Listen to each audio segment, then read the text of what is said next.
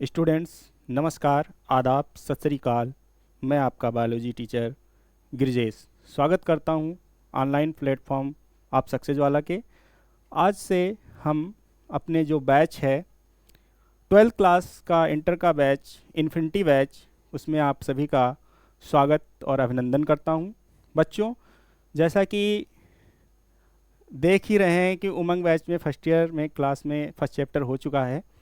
तो यहाँ पर जो है इंटर क्लास में जो है अभी स्टार्टिंग होने जा रही है।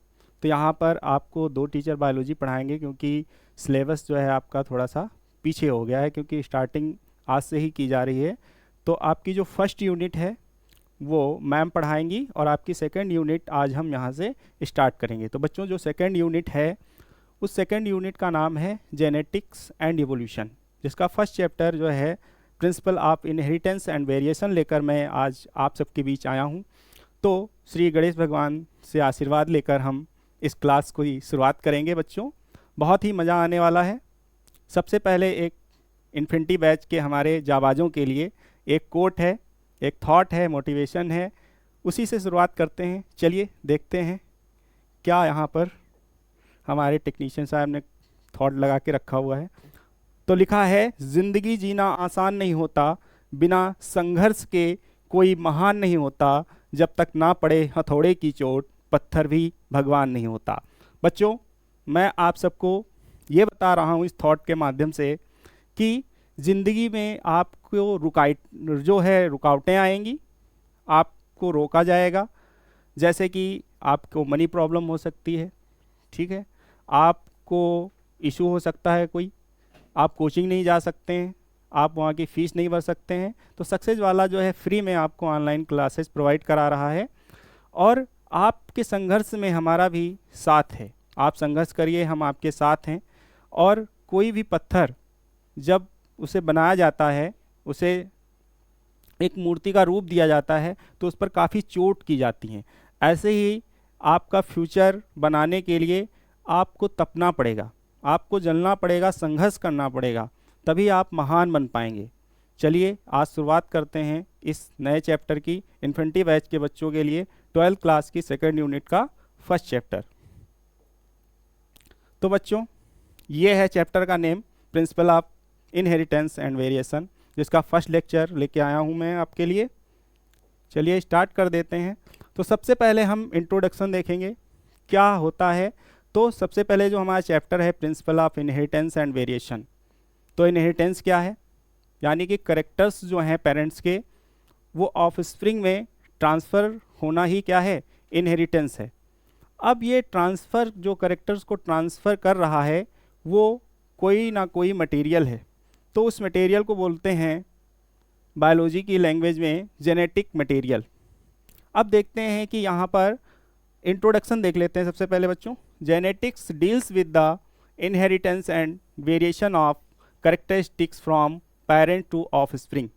कह रहा है कि जो करेक्टर्स होते हैं, जेनेटिक्स एक ऐसी ब्रांच है बायोलॉजी की जो किससे डील्स करती है, हेरिडिटी और वेरिएशंस को डील करती है। हेरिडिटी क्या है, जो करेक्टर ट्रांसफ़र होते हैं पेरेंट्स टू ऑफस्प्रिंग, वो हेरिडिटी होती है। और जब ये ट्रांसफ़र होते हैं तो कुछ डिग्री ऑफ वेरिएशन हो जाता है। कब होता है वेरिएशन, तो बच्चों आप फर्स्ट यूनिट में पढ़ेंगे रिप्रोडक्शन। तो रिप्रोडक्शन में देखते हैं 2 टाइप का रिप्रोडक्शन होता है, सेक्सुअल रिप्रोडक्शन और एसेक्सुअल रिप्रोडक्शन। तो सेक्सुअल रिप्रोडक्शन में 2 पेरेंट्स इन्वॉल्व होते हैं, उनका जेनेटिक मटेरियल क्या होता है, वो आपस में इंटरमिक्स हो जाता है। जब 2 पेरेंट्स का जेनेटिक मटेरियल जो है वो आपस में मिक्स होगा तो दोनों के करेक्टर्स आ जाएंगे प्रोजनी में। तो यानी कि पेरेंट्स से कुछ वेरिएशंस शो करेंगे, यानी कि बिल्कुल एग्जैक्ट पेरेंट्स की कॉपी नहीं होते हैं। जबकि एसेक्सुअल रिप्रोडक्शन में सिंगल पेरेंट्स इन्वॉल्व होता है तो एग्जैक्ट उसकी ही कॉपी होते हैं। तो यहाँ पर हम उनके करेक्टरिस्टिक्स को पढ़ रहे हैं और साथ साथ में वेरिएशंस को भी देख रहे हैं। चलिए आगे पढ़ते हैं। Inheritance is the process by which characteristics are passed on from parent to progeny. Progeny बोले या ऑफस्प्रिंग, एक ही चीज़ है। Variations is the degree by which progeny differ from their parents, ये आपको बता चुके हैं। वेरिएशंस क्या है कि मतलब कुछ जो है वो क्या दिखता है, वेरिएशंस दिखता है पेरेंट्स और जो उनकी ऑफस्प्रिंग है प्रोजनी, उसमें human knew that the cause of variations was hidden in sexual reproduction. ये वेरिएशंस सेक्सुअल रिप्रोडक्शन का ही करेक्टर्स हैं। तो हम देख रहे हैं यहाँ पर सेक्सुअल रिप्रोडक्शन, लेकिन ये सेक्सुअल रिप्रोडक्शन और इन सब की स्टडी जो है, जेनेटिक्स की स्टडी किसने की, कुछ टर्म यहाँ पर आएंगे, उन टर्म को समझेंगे, कुछ बेसिक टर्म्स हैं उनको लेंगे, जेनेटिक्स के फादर कौन हैं और मॉडर्न जेनेटिक्स के फादर कौन हैं, इन सबको यहाँ पर आपको इंट्रो कराया जाएगा। बेसिकली आपने चैप्टर का इंट्रो कर लिया है, इनहेरिटेंस देख लिया है, वेरिएशन देख लिया क्या होते हैं। चलिए ऐड कर लेते हैं पेज और आपको बताते हैं कुछ बेसिक टर्म जो यहाँ पर यूज होंगी इस चैप्टर में, उनको देख लेते हैं। Basic terminology. अब ये बेसिक टर्मिनोलॉजी क्या है उसको देखेंगे। तो सबसे पहले हम आपको बता दें कि जो यहाँ पर फादर ऑफ जेनेटिक्स हैं वो हैं Gregor John Mendel. Gregor John Mendel के ही एक्सपेरिमेंट्स को हम लोग यहाँ पर पढ़ रहे हैं, लेकिन ग्रेगर जॉन मेंडल ने जब एक्सपेरिमेंट्स किया था तो उस टाइम ये टेक्नोलॉजी भी नहीं थी, इस टाइप का जो है सोशल मीडिया भी नहीं था कि उनके एक्सपेरिमेंट्स तुरंत ही जो जर्नल्स में उन्होंने पब्लिश किए थे वो क्या हो जाएं, वो डिस्ट्रीब्यूट हो जाएं, हर जगह पर पहुंच जाएं। तो यहाँ पर ये प्रॉब्लम उनके साथ में थी और उन्हें ये भी नहीं पता था कि जेनेटिक मटेरियल क्या है। अब वो बस केवल एक्सपेरिमेंट करते जा रहे थे और जो करेक्टर्स ट्रांसफ़र हो रहे थे प्रोजेनी में उनको बोल रहे थे कि वो फैक्टर्स हैं। क्या हैं? फैक्टर्स। तो बेसिक टर्मिनोलॉजी हम लोग समझ लेते हैं कि क्या है यहाँ पर। तो सबसे पहले डीएनए क्या होता है, व्हाट इज़ डीएनए। बेसिक से आप लोगों को हम कहाँ पर ले जाएंगे, आपको हायर लेवल पे ले जाएंगे। समझ में आया? तो यानी कि आपको बहुत ही आसानी से सब चीज़ें यहाँ पर बिल्कुल क्लियर होने वाली हैं। आज तक जो भी प्रॉब्लम आ रही थी इस चैप्टर में, आज के बाद बिल्कुल ही नहीं आने वाली हैं। आई होप आप लोग हमारे साथ अच्छे से एंजॉय करते हुए पढ़ते चलेंगे। चलिए देख लेते हैं डीएनए क्या है। डीएनए का आप लोग जानते हैं जेनेटिक मटेरियल है। तो डीएनए यहाँ पर पेन चेंज कर लेते हैं, ठीक है। चलिए, DNA is a long polymer of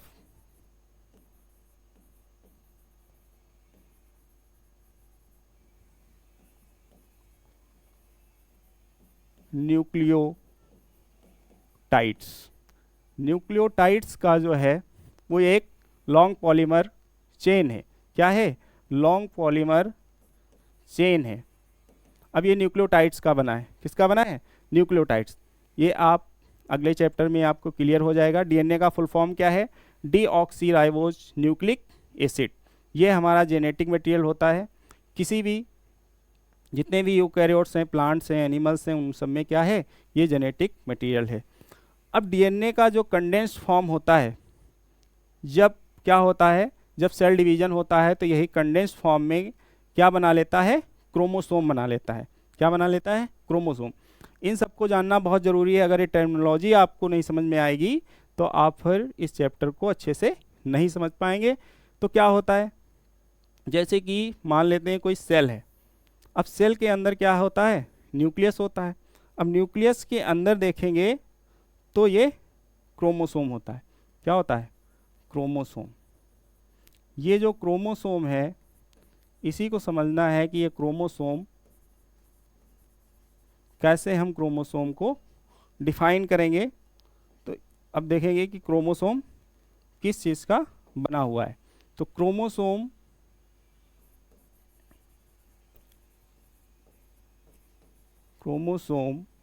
is thread like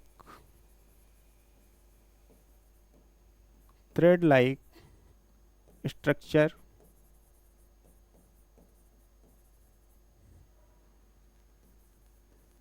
made up of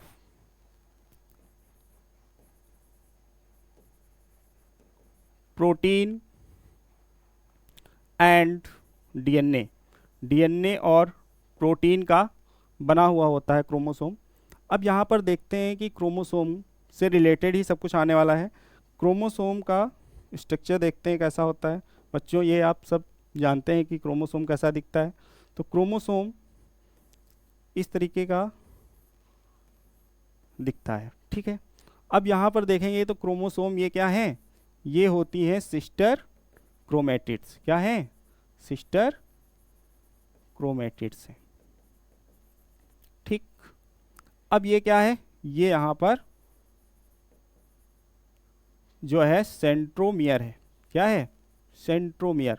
अब ये जो क्रोमोसोम्स होते हैं वो हमेशा जो है ऑलवेज इन पेयर्स, हमेशा पेयर्स में होते हैं, और एक पेयर्स के दोनों क्रोमोसोम को बोलते हैं होमोलॉगस क्रोमोसोम। क्या बोलते हैं, होमोलॉगस क्रोमोसोम। बना लेते हैं यहाँ पर होमोलॉगस क्रोमोसोम। ये दोनों क्रोमोसोम क्या हैं, होमोलॉगस क्रोमोसोम है। कैसे क्रोमोसोम है, होमोलॉगस क्रोमोसोम। इतना समझ में आया। अब होमोलॉगस जो क्रोमोसोम होते हैं उनके ऊपर हमारे क्या होते हैं, जीन्स प्रेजेंट होते हैं। क्या प्रेजेंट होते हैं, जीन्स प्रेजेंट होते हैं।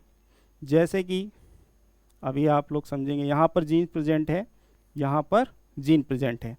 अब ये जीन जो है वो क्या है, फंक्शनल यूनिट है, बेसिक यूनिट है, बेसिक यूनिट ऑफ इनहेरिटेंस है। चलिए अब इसको समझ लेते हैं कि जीन क्या है, व्हाट इज जीन। तो यहाँ पर थर्ड हेडिंग डालेंगे जीन। जीन को समझेंगे कि जीन क्या है। तो gene is a basic unit of inheritance. Gene is a basic unit of, heredity भी बोल सकते हैं, हेरिडिटी, ठीक। इतना समझ में आया कि जीन क्या है, gene is a basic unit of heredity. अब जीन टर्म किसने दिया था, gene term given by Johnson. Johnson एक साइंटिस्ट हैं, इन्होंने ही जीन टर्म दिया था, जॉनसन, ठीक है। जॉनसन ने ये टर्म दिया था, ठीक। अब जीन को जो है वो मेंडल ने क्या बोला था, तो Mendel called age factor. Gene को मेंडल ने क्या बोला, Mendel is called age factor. इन्होंने इसको फैक्टर बोला था, ठीक है। क्या बोला था, फैक्टर। इन्होंने कहा कि जो भी कैरेक्टर्स ट्रांसफ़र किए जाते हैं वो फैक्टर्स होते हैं। क्या होते हैं, फैक्टर्स। बाद में इसको जो है जीन कर दिया। किसने जीन किया, ये जॉनसन ने किया। किसने किया, जॉनसन। तो इतनी बातें समझ में आई। अब देखेंगे कि यहाँ पर ये जो जीन प्रेजेंट है ये कैरेक्टर्स को ट्रांसफ़र कर रहा है ऑफ जो है पेरेंट से ऑफ स्प्रिंग में, ठीक है। अब यहाँ पर जैसे कि कैरेक्टर्स मान लेते हैं कि टॉल है। क्या है, ये कैरेक्टर यहाँ पर जीन पे टॉल है, तो इसी का होमोलॉगस पे यहाँ पर जो एलील है उस पे कैरेक्टर्स क्या होगा, डॉर्फ होगा। तो बात बच्चों समझ में आई चीज़ कि एलील्स क्या होते हैं, तो अल्टरनेट फॉर्म ऑफ जीन्स होते हैं। क्या होते हैं, अल्टरनेट फॉर्म ऑफ जीन्स, या फिर कंट्रास्टिंग ट्रेट ऑफ जीन बोल सकते हैं। इन कैरेक्टर्स को क्या बोलते हैं, ट्रेट बोलते हैं। क्या बोलते हैं, ट्रेट, यानी कि लक्षण बोलते हैं, कैरेक्टर्स बोलते हैं। जैसे कि आइज़ का कलर हो गया, हेयर का कलर हो गया। अगर प्लांट की बात करेंगे तो टाल प्लांट है या डॉर्फ प्लांट है, तो ये सब क्या होते हैं, ये एलील, जीन का जो एलील है वो डिसाइड करता है, ठीक। तो ये समझ में आना चाहिए बच्चों, इसको ध्यान से समझना है क्योंकि ये सारे टर्म्स बहुत ही इम्पोर्टेंट्स हैं। तो 4 ले लेते हैं, एलील। क्या हम लेंगे, एलील। एलील को एलिलोमार्फ भी कहा जाता है। क्या बोलते हैं, एलिलोमार्फ, ठीक।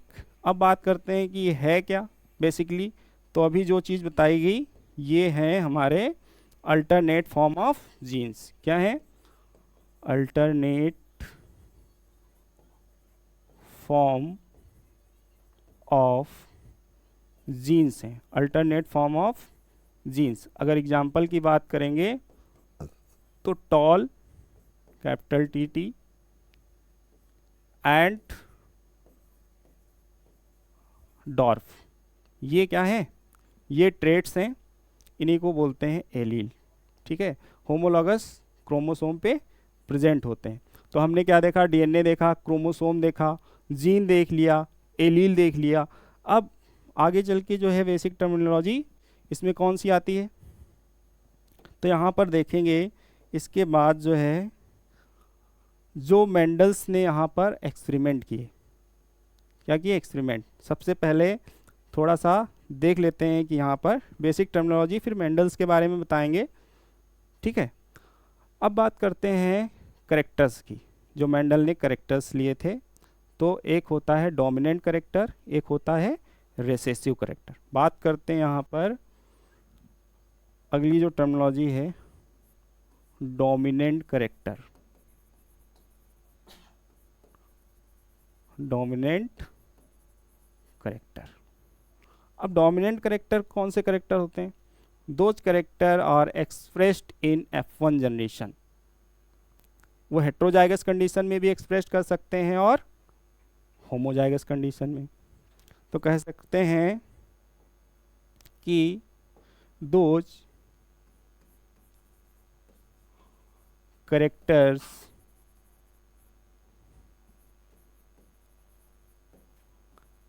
express in heterozygous condition, heterozygous condition as well as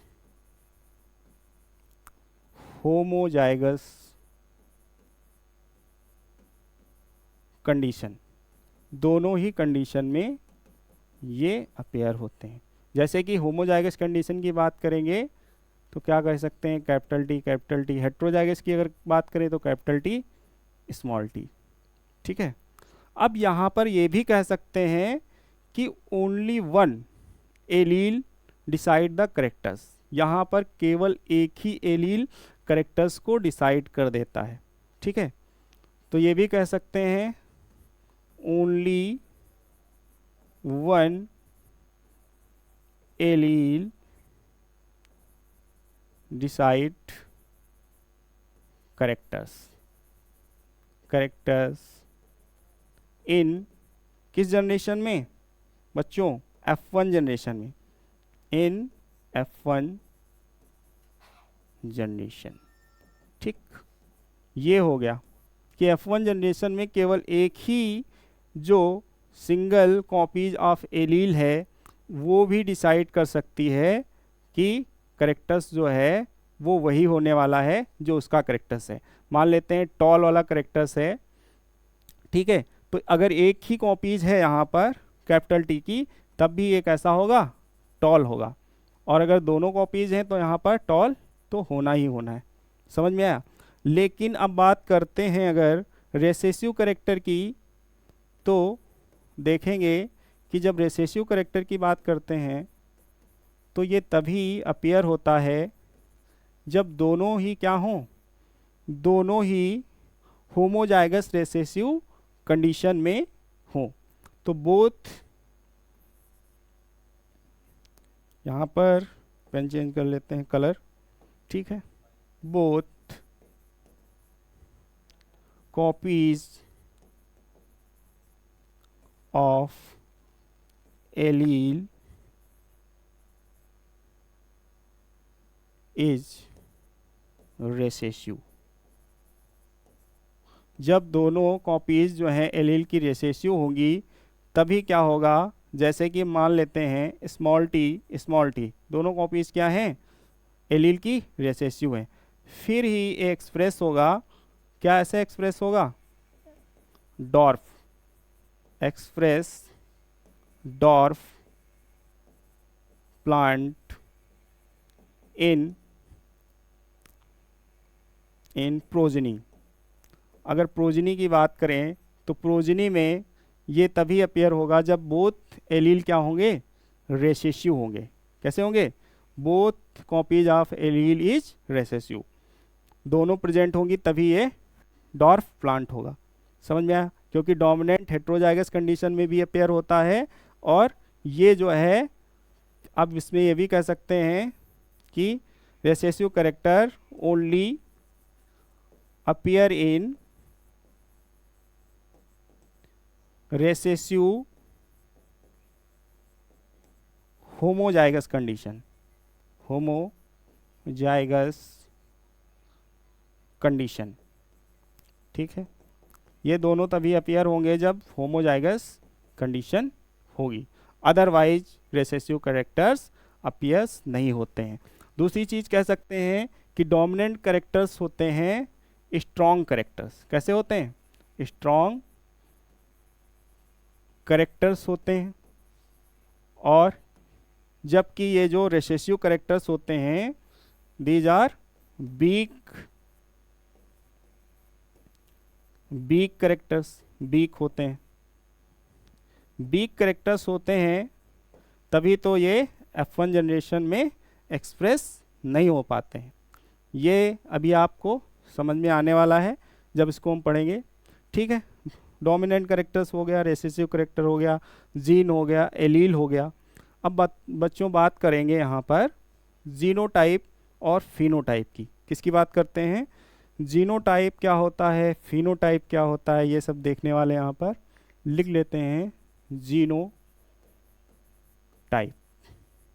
क्या लिखेंगे? जीनोटाइप। जीनोटाइप क्या होता है? ये होता है जेनेटिक मेकअप। क्या होता है? Genetic makeup. इसको बोल सकते हैं, पेन यहाँ पर चेंज करते हैं, जेनेटिक मेकअप ऑफ जीन्स। ठीक है, अब यही होता है, किसके लिए रिस्पॉन्सिबल होता है? Responsible for characters, for characters. समझ में आया इतना? जो यहाँ पर जीनोटाइप है, जो जेनेटिक मेकअप है, हर किसी एनिमल्स का, हर किसी प्लांट का एक जेनेटिक मेकअप होता है। उसमें क्या होते हैं? जीन्स होते हैं। जैसे जीन्स होते हैं उसके अंदर, वैसा ही उसका क्या होता है? कैरेक्टरिस्टिक्स होता है। ठीक, अब ये तो हो गया जीनोटाइप। जीनोटाइप जैसे कि हम बात करते हैं यहाँ पर जीन्स ले लेते हैं, जैसे कि टॉल ले लेते हैं। टॉल के लिए क्या है? कैपिटल टी हो गया। हेट्रोजाइगस कंडीशन ले लेते हैं, या फिर स्मॉल टी डॉर्फ के लिए हो गया। राउंड के लिए आर हो गया। एलो के लिए वाई हो गया। रेसेसिव भी करेक्ट। तो ये सब क्या है? ये सब जो हैं ये जीनोटाइप है। क्या है? जीनोटाइप। अब इसके बाद आता है फिनोटाइप। क्या आता है बच्चों? फिनोटाइप आता है। चलिए फिनोटाइप की बात कर लेते हैं। What is phenotype? फिनोटाइप कुछ नहीं है, जैसे कि आप हमें देख पा रहे हैं, हमारे कैरेक्टर्स बता पा रहे हैं। किसी प्लांट्स को देखेंगे, टॉल है, डॉर्फ है, कैसे उसमें फ्लावर आ रहे हैं, कैसा उसका कलर है, यानी कि फिजिकल अपीयरेंस देख करके बता देना ही क्या है? फिनोटाइप होता है। अब ये अपीयरेंस होता जीनोटाइप की ही वजह से है। समझ में आया? तो इट इज, पेन चेंज कर लेते हैं बच्चों, it is a physical appearance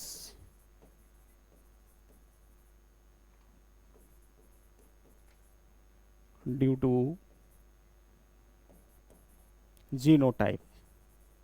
genotype की वजह से जो फिजिकल अपीयरेंस होता है उसी की बोलते हैं फिनोटाइप। जैसे कि टॉल, डॉर्फ, ये सब क्या है? फिनोटाइप है। ठीक,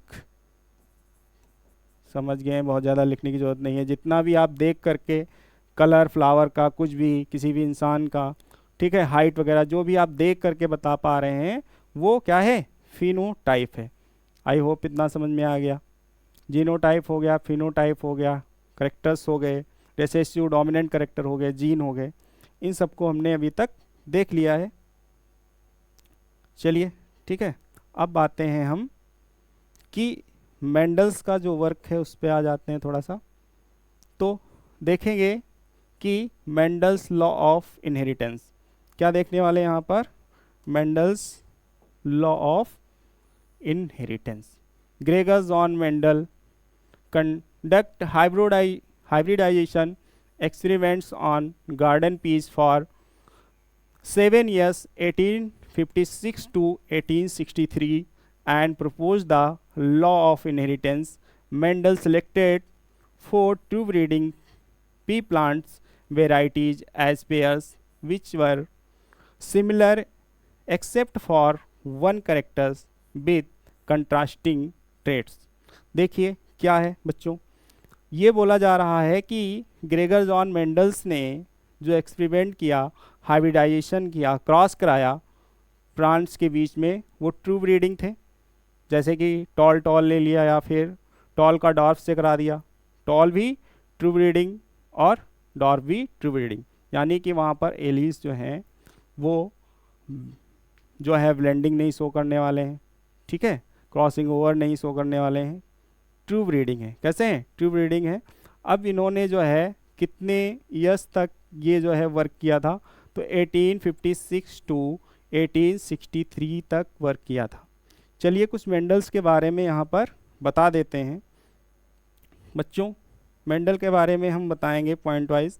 तो मेंडल्स क्या हैं? Mendel is a father of genetics. Mendel क्या है? Mendel is a father of genetics. Father of genetics पूछा जाए तो कौन है? वो हैं मेंडल। मेंडल का पूरा नाम यहाँ पर लिखा है ग्रेगर जॉन मेंडल। इनको जी.जे. मेंडल भी बोलते हैं। क्या बोलते हैं? जी.जे. मेंडल्स। अब बात करें इनके बॉर्न की, तो born in 18th century. 18th century में इनका जन्म हुआ, ठीक है। अब 18th सेंचुरी की बात करते हैं तो इन 1822। अब बात करते हैं कहाँ हुआ, तो इन ऑस्ट्रिया। बच्चों ऑस्ट्रेलिया नहीं है, ऑस्ट्रिया। ऑस्ट्रिया के ब्रून सिटी में हुआ था। कहाँ पे हुआ था? ब्रून सिटी। अब ब्रून सिटी को ही क्या बोलते हैं? चेक रिपब्लिक भी बोलते हैं। क्या बोलते हैं बच्चों?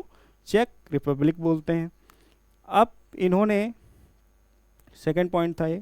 थर्ड पॉइंट, इन्होंने जो एक्सपेरिमेंट किया, तो एक्सपेरिमेंट किया on P plant. Experiment on P plant. P plant पे एक्सपेरिमेंट किया। अब बच्चों पी प्लांट का साइंटिफिक नेम पूछा जाता है। साइंटिफिक नेम क्या है? तो पी प्लांट का साइंटिफिक नेम है पाइशम सटाइवम। साइंटिफिक नेम क्या है? पाइशम सटाइवम। ये होता है साइंटिफिक नेम। क्या होता है? Scientific name. इन्होंने वर्क कितने ईयर किया? तो यहाँ पर कहेंगे कि 4 ईयर। फोर्थ पॉइंट है, और इन्होंने वर्क कितने किया? 7 ईयर्स। वर्क जो है वो कितने दिनों तक किया? 7 ईयर्स तक किया। कब से कब तक किया? तो देखेंगे 1856 टू 1863, ये इनका वर्क था। अब थोड़ा सा और मेंडल के बारे में जानते हैं, तो देखेंगे कि जो मेंडल थे उनका वर्क जो है वो कब तक सामने नहीं आया? वो 19th सेंचुरी तक नहीं आया। फिर से इनके वर्क की जो है रीस्टडी हुई, रीडिस्कवर्ड हुआ। क्योंकि क्या हुआ था? क्योंकि 19th सेंचुरी से पहले जो इन्होंने जर्नल्स में पब्लिश किया था, अपने लॉज लिखे थे, वो जो है वो डिस्ट्रीब्यूट नहीं हो पाए, वो स्प्रेड नहीं हो पाए। ऑल ओवर जो कंट्री हैं उनमें वहाँ तक वो पहुँच ही नहीं पाया। ये मैथमेटिशियन भी थे, ठीक है। इन्होंने 2 ईयर्स तक नेचुरल साइंस की स्टडी भी की थी, ठीक है। तो मैथमेटिक्स से रिलेटेड थे, तो साइंटिस्ट जो थे उन्होंने इन पर ज़्यादा गौर नहीं किया, ठीक है। 19th सेंचुरी में जब आए तब जाकर जो है कार्ल कोरेंस और शर्मैक और हॉलैंड के साइंटिस्ट ह्यूगो डिवरीज, इन तीनों ने जो है मेंडल को स्टडी को रीडिस्कवर्ड किया। तो अब कहेंगे मेंडल एक्सपेरिमेंट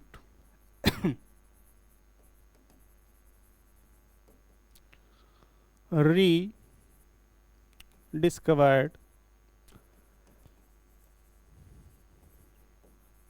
बाई किसके द्वारा हुआ? तो यहाँ पर फर्स्ट साइंटिस्ट देखेंगे ह्यूगो डिवरीज, ये साइंटिस्ट थे। सेकेंड अगर बात करेंगे तो वॉन टीशर मैक, वैसे इनको क्या पढ़ते हैं? वॉन सरमैक।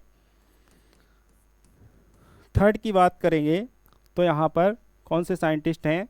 Called coherence. कौन से साइंटिस्ट हैं? 3 साइंटिस्ट इन्होंने जो है मेंडल्स की स्टडी को री किया, रीडिस्कवर्ड किया। तब जाके समझ में आया कि मेंडल्स ने कितना ही जेनेटिक्स में जो है आगे निकल चुके थे। उन्होंने इतने सारे एक्सपेरिमेंट कर डाले थे। पैरेलल में जो है वो जेनेटिक मटेरियल की क्या चल रही थी? वो चल रही थी डिस्कवरी चल रही, खोज चल रही थी कि जेनेटिक मटेरियल क्या है। लेकिन उनको मेंडल्स के बारे में नहीं पता था और मेंडल्स को उनके बारे में नहीं पता था वो किस फील्ड में वर्क कर रहे हैं। ठीक है, अब देखेंगे तो मेंडल्स ने जो एक्सपेरिमेंट किए उसकी बेस पे मेंडल्स ने कितने लॉ दिए? ठीक है, तो मेंडल्स ने 3 लॉ दिए। तो अब बात करते हैं लॉ ऑफ, या फिर ऐसे कह सकते हैं मेंडल्स लॉ। तो मेंडल्स ने कितने लॉ दिए? तो मेंडल गिवन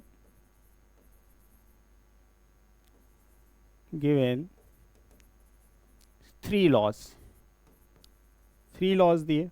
अब एक एक करके देखेंगे कि कौन कौन से लॉ इन्होंने दिए। तो फर्स्ट जो लॉ है वो है लॉ ऑफ डोमिनेंस। कौन सा लॉ दिया इन्होंने? लॉ ऑफ डोमिनेंस दिया। सेकंड की बात करेंगे तो लॉ ऑफ सेग्रीगेशन दिया इन्होंने, सेग्रीगेशन। अगर थर्ड लॉ की बात करेंगे तो लॉ ऑफ इंडिपेंडेंट असॉर्टमेंट,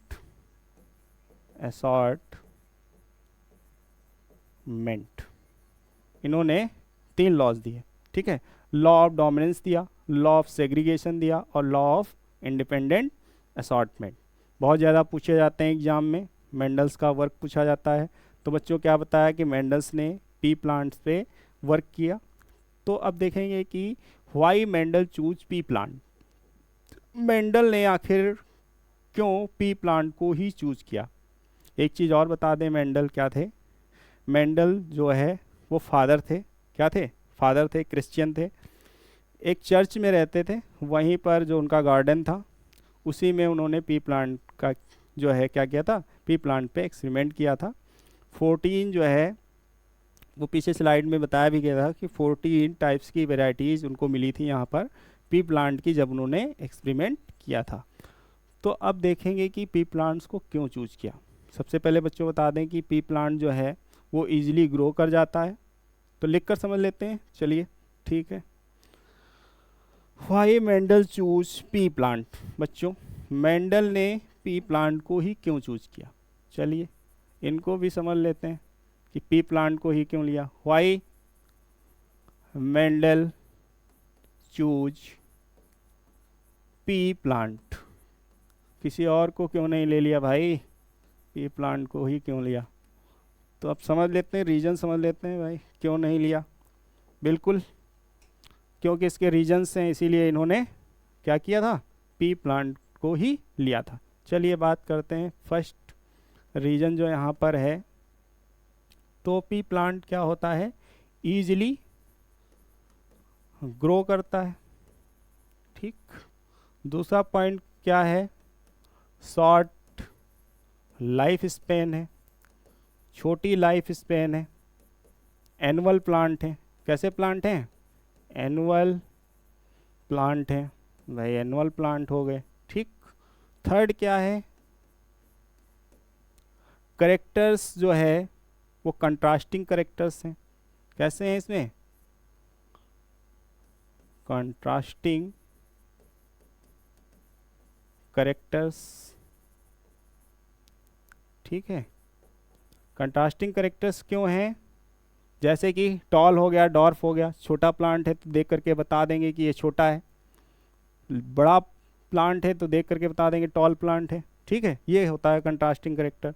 तो कह सकते हैं ईजिली डिस्टिंग्विश, तो थोड़ा सा ऐसे ही लिख देते हैं, डिस्टिंग्विश बिटवीन प्लांट्स। या फिर कह सकते हैं प्रोजनी, प्रोजनी को ईजिली जो है डिफरेंस कर पाएंगे उनके बीच में कंट्रास्टिंग करेक्टर की वजह से। ठीक। अगला क्या है? तो इजीली ग्रो करता है, शॉर्ट लाइफ स्पैन है, कंट्रास्टिंग करेक्टर्स हैं, और क्या है? हाई नंबर ऑफ प्रोजनी मिलते हैं। ठीक है, हाई नंबर ऑफ प्रोजनी मिलते हैं। तो ये सारे करेक्टर्स थे। और साथ साथ में देखेंगे तो यहाँ पर क्रॉसिंग करा सकते थे आराम से, क्योंकि और इसमें सेल्फिंग भी इजीली हो जाती थी। अगर ये चाहें तो क्रॉसिंग करा दें, ठीक है, चाहे तो क्या करा दें? सेल्फिंग करा दें। ठीक। तो कह सकते हैं कि बाइसेक्सुअल फ्लावर था। इससे किस में मदद मिली? क्रॉसिंग भी करा सकते थे। अब बच्चों बाइसेक्सुअल फ्लावर क्या होता है? तो बोथ मेल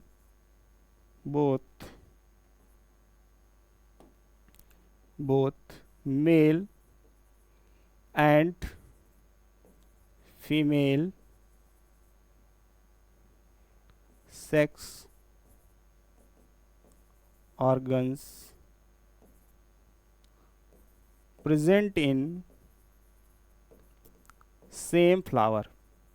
ठीक है, अगर एक ही फ्लावर में मेल और फीमेल दोनों पार्ट प्रेजेंट हैं तो उसको बोलते हैं बाइसेक्सुअल फ्लावर, जिसकी वजह से यहाँ पर क्या कर सकते थे? हाइब्रिडाइजेशन यानी कि क्रॉसिंग करा सकते थे, और साथ साथ में सेल्फिंग, ये दोनों ही इजीली हो जाएगा। चलिए, बहुत सारे कैरेक्टर्स हैं, बस इतने मेन ले लेते हैं। इसके बाद आगे बढ़ते हैं तो बात करेंगे बच्चों, यहाँ पर देख लेते हैं कि जो कैरेक्टर्स हैं उन्होंने, तो टोटल जो हमारा जो पी प्लांट है, तो कुछ चीज़ें यहाँ पर देख लेते हैं कि पी प्लांट जो है यहाँ पे उसमें कितने क्रोमोसोम हैं, नंबर ऑफ क्रोमोसोम। तो नंबर ऑफ क्रोमोसोम देखेंगे तो नंबर ऑफ क्रोमोसोम है 14। अगर यहाँ पेयर्स की बात करेंगे तो पेयर्स में है 7 पेयर। कितने हैं? 7 पेयर करेक्टर्स हैं। तो उन्हीं को देखते हैं। कुछ कंट्रास्टिंग करेक्टर्स हैं, डोमिनेंट और रिसेसिव। डोमिनेंट की बात करेंगे तो अगर सीड का शेप और सीड का कलर लिया है इन्होंने, क्या लिया है? सीड का शेप लिया है। तो शेप देखेंगे यहाँ पर कैसा है? राउंड शेप है, और यहाँ पर ये वाला जो देखेंगे रिंकल्ड है। कैसा है? रिंकल्ड है। अब अगर सीड के कलर की बात करेंगे तो ये येलो वाला कलर है। चलो और येलो कर देते हैं इसको, येलो हो गया। और इसकी बात करेंगे तो ये रेसेसिव में ग्रीन है। अगला जो है फ्लावर का कलर लिया इन्होंने, वायलेट लिया, ये डोमिनेंट वाला है। रेसेसिव में वाइट होता है। पॉट का शेप देखेंगे तो यहाँ पर फुल है और यहाँ पर कॉन्स्ट्रिक्टेड है, चिपका हुआ है रेसेसिव में। पॉट का कलर देखेंगे तो ग्रीन है, यहाँ पर देखेंगे रेसेसिव में येलो है। फ्लावर की पोजीशन यहाँ पे देखेंगे एक्सियल है, और यहाँ पर देखेंगे टर्मिनल है। टर्मिनल का मतलब क्या है? टिप पर प्रेजेंट है। और यहाँ पर अगर बात करेंगे स्टेम की हाइट की तो ये टॉल है, देखने में देखो टॉल लग रहा है, हाइट की इतनी, तो ये टॉल लंबा है और ये डॉर्फ छोटा है। तो रेसेसिव करेक्टर जो हैं, अभी बात की गई वीक करेक्टर होते हैं, ये केवल होमोजाइगस कंडीशन में अपीयर्स होते हैं। और बात करेंगे डोमिनेंट ट्रेट की तो ये देखेंगे ये कैसे हेट्रोजाइगस में भी अपीयर होंगे और होमोजाइगस कंडीशन में। समझ गए बच्चों? चलिए आगे चलते हैं। ठीक है, इनहेरिटेंस ऑफ वन जीन। बच्चों बात करते हैं कि मेंडल्स ने यहाँ पर जो एक्सपेरिमेंट किया वो दो तरीके से किया। जैसे कि अभी करेक्टर्स लिए थे पीछे, चलिए उसी को लेते हैं यहाँ पर थोड़ा। तो जैसे कि मेंडल्स ने टॉल और डॉर्फ इनके बीच क्रॉस करा दिया, केवल सिंगल करेक्टर को लिया। कितने करेक्टर को लिया? सिंगल। इसको बोला इन्होंने क्या? Inheritance of one gene. फिर इन्होंने क्या किया, यहाँ पर दो करेक्टर्स लिए, सीड का शेप लिया और सीड का कलर, इनके बीच क्रॉस करा दिया और ये बोला इन्होंने इनहेरिटेंस ऑफ टू जीन। क्या बोला? इनहेरिटेंस ऑफ टू जीन बोला। चलिए इसी को हम समझते हैं यहाँ पर। तो inheritance of one gene, inheritance of one gene को ही बोलते हैं मोनो हाइब्रिड क्रॉस। मोनो का मीन्स क्या होता है? सिंगल होता है। इसी को हम लोग क्या बोलते हैं? मोनो हाइब्रिड क्रॉस बोलते हैं, मोनो हाइब्रिड क्रॉस। अब मोनो हाइब्रिड क्रॉस क्या होता है? It is a type of genetic cross. कैसा क्रॉस है? It is a type of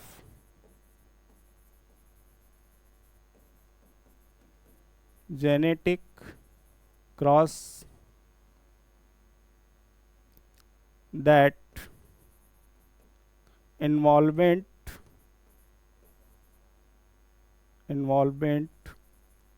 of two parents, involvement of two parents, दो पेरेंट्स यहाँ पर इन्वॉल्व होंगे और इनके जो है टू पेरेंट्स के क्या होंगे? Two parents involvement of two parents of single